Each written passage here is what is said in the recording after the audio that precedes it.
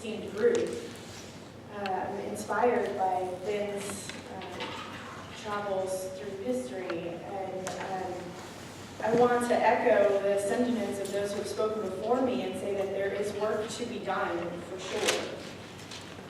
Great inequities remain in the practice of law despite efforts over decades. Projections will tell you that over the next 6 years, American law schools will graduate twice as many JDs as there are jobs to employ them.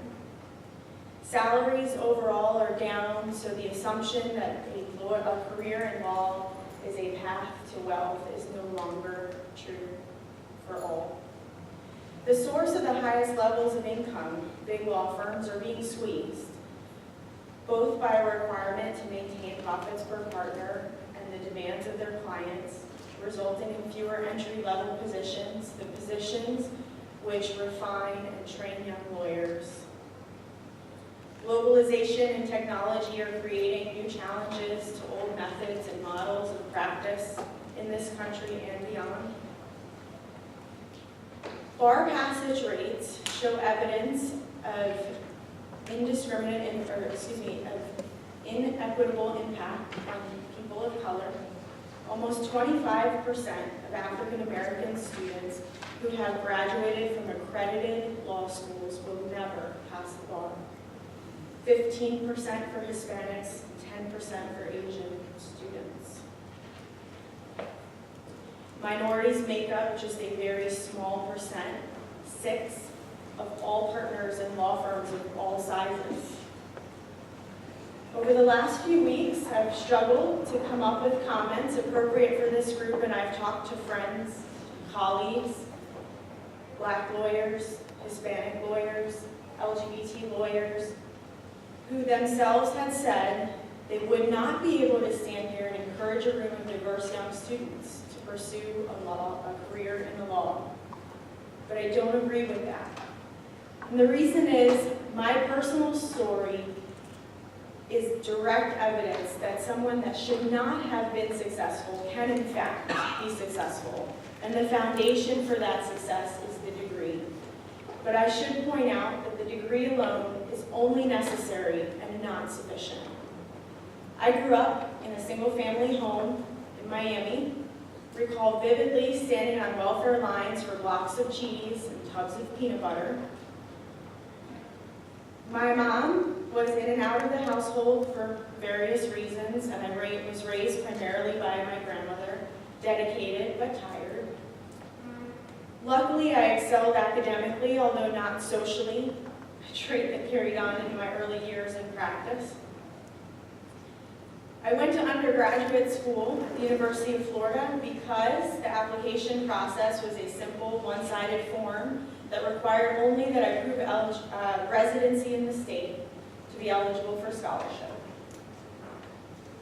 I did well at the University of Florida and asked exactly one opinion on how to apply for law school, and the advice I got was, apply for the best school for which you are qualified, and if you don't get into those, go to a school in the city in which you'd like to practice. Luckily, that was good advice. I did well on the LSATs, and so I was able to get into some good schools, but I was thoroughly unprepared for the experience. I had no appreciation for things like relationships, extracurricular activities. In fact, I purposely chose not to do law review and moot court because by the time I went to law school, I already was married with children. My husband at the time was in the military, and when I was in 1L, we invaded Iraq, and he was part of that early force into that country. He spent most of my law school career in early practice, deployed. By the time I was a second-year lawyer, we had had 4 children. 3 years ago, I woke up one morning, and he said, honey, I have a doctor's appointment. Fine. He came home 3 hours later with divorce papers. A surprise to me. I took a moment to collect myself and started calling the people I trusted in my profession, because it was immediately clear to me that he had neither the intention or the motivation to provide a financial future for my children, and that burden would fall on me alone, and that understanding has proven to be true. And I will tell you that it was the law degree that established the foundation for recovery during that difficult period, but only the foundation, and it was, again, necessary but not sufficient. There are two additional things that I urge you to consider as a primary part of your education as you move forward from this point, and they are relationships and resilience.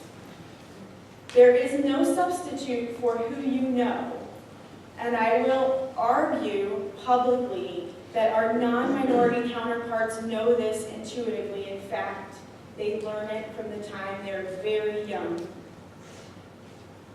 I promise you, you will not have time, energy, or desire to do the work and spend the time that it takes to build relationships. But without it, your career will not succeed. It is impossible in the practice of law to do it alone. You see, when my husband came home with divorce papers, had I not spent time and energy nurturing professional relationships, I could not have called anyone to admit that I was dealing with this tremendous failure, disappointment, and sadness. And it was my personal friends and family, but moreover, my professional colleagues with whom I had established relationships that took it upon themselves to make sure that my career survived that event unscathed and, in fact, better for it. I had a team of what I call my board of directors, of professionals who knew me well, who knew my work, my energy and enthusiasm, who started calling their friends in the profession to find a place where I would be able to contribute in the way that I do best and earn a living for myself and my children. Do not allow yourself to be fooled into thinking that hard work is all it takes.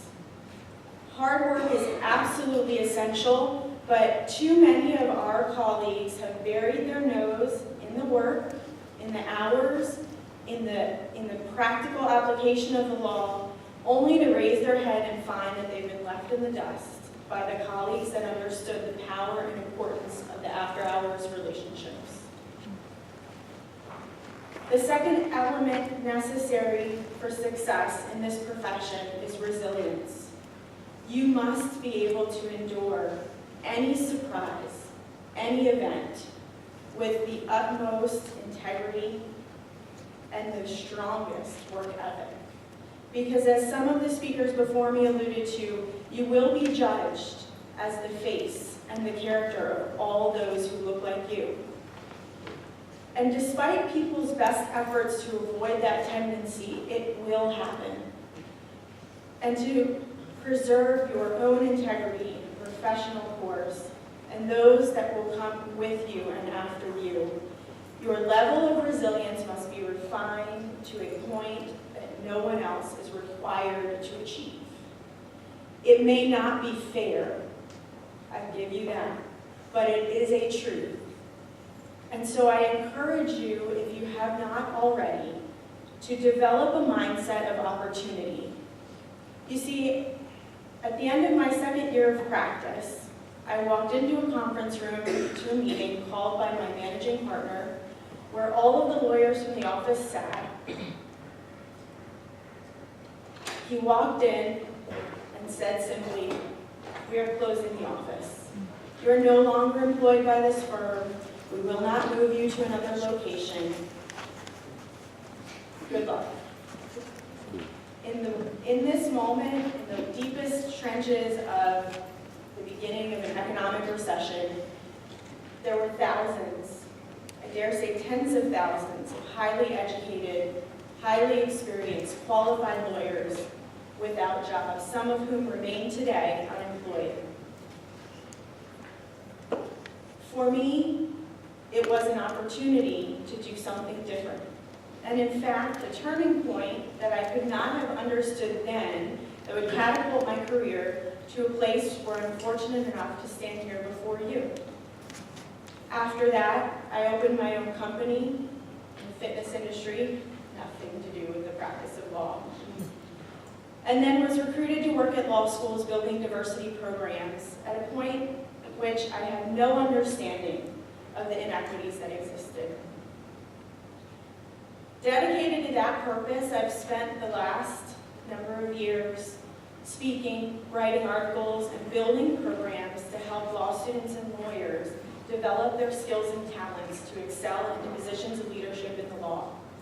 And it's my most sincere desire that each one of you will come through one of my programs, one of my colleagues' programs, to a point where you can stand on this very stage and inspire an audience of young people like yourselves to follow in your very footsteps. I wish you luck, but more than that, courage to face everything that is before you, and I promise there will be challenges, some of which you cannot conceive of today.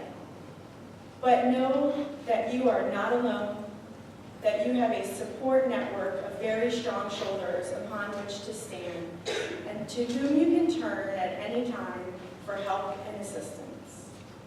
Thank you.